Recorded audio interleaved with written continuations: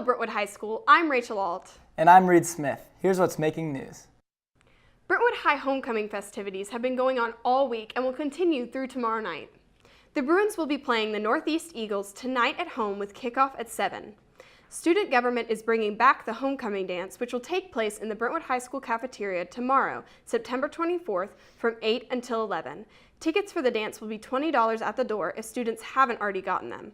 The attire is semi-formal and all grade levels are invited.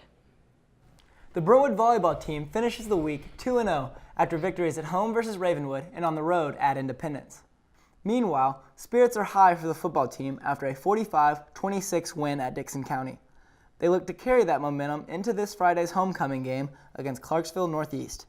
WBHS 9's meteorologist Grant Perdue has more with what to wear. It's been a beautiful week here in the Brentwood area, with temperatures ranging from the low 90s to mid-60s, and we expect that trend to continue through Friday night's homecoming football game. As for what to wear, I recommend a Bruins homecoming t-shirt and a nice pair of slacks. Back to you, Rachel. Thanks, Grant. The Brentwood High School golf team won state last year, and Morgan Yoder has an update on their season so far. Next week, Brentwood's golf team will be competing in districts.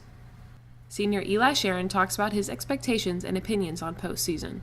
I'm just excited to see what we can do with this team. I mean, it's a much different team than we had last year. Only 2 returning players that played at state, and it's just going to be a different way, but we're going to have to get it done and get that win.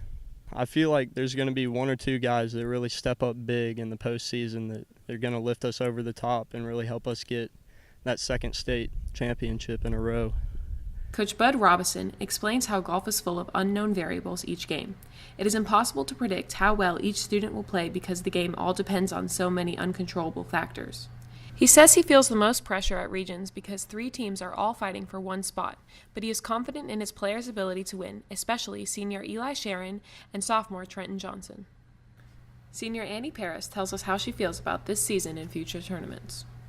My expectations for the state tournament as a team, I think we'll do a lot better than we have in past years.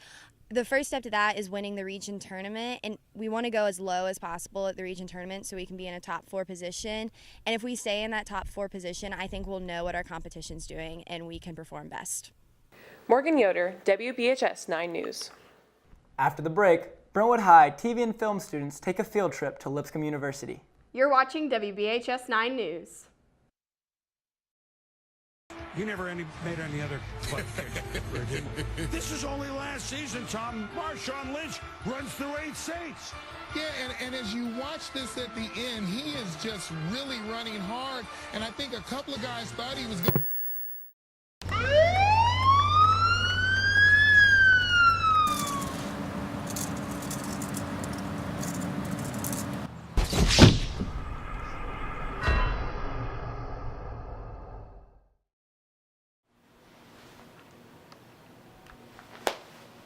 Hey guys, it's Joanne. I don't know how many people are going to be watching this video or not, but I just want to brief everyone on this girl in my grade.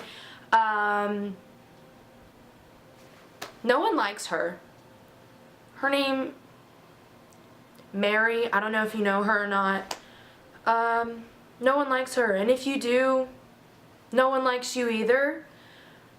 She just doesn't get it. She gets on everyone's nerves and she does not know when to talk or stop talking. And honestly, Mary, if you see this, you should go jump off of a cliff because no one would care.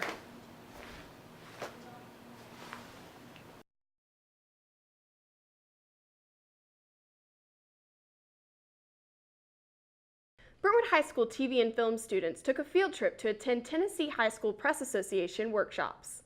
Junior and senior students went to Lipscomb University on Wednesday, September 14th to learn more about a variety of broadcast skills. The keynote speaker, Bob Mueller of WKRN-TV, spoke about his experience in the industry. Ronnie Adcock, the TV and film teacher at Brentwood, also spoke, giving his advice on building a successful broadcasting program. Commercials or PSAs. A record number of Brentwood High students were selected as National Merit semifinalists. 19 seniors are being honored for their high scores on the 2015 PSAT. They were selected from the 1.5 million students who took the test. The 19 are the most in Brentwood High and Williamson County history. National Merit finalists will be announced early next year. Theater production students are sharpening their minds as well as their saws by designing the set for Brentwood High School's fall play. Stephanie Steele has more.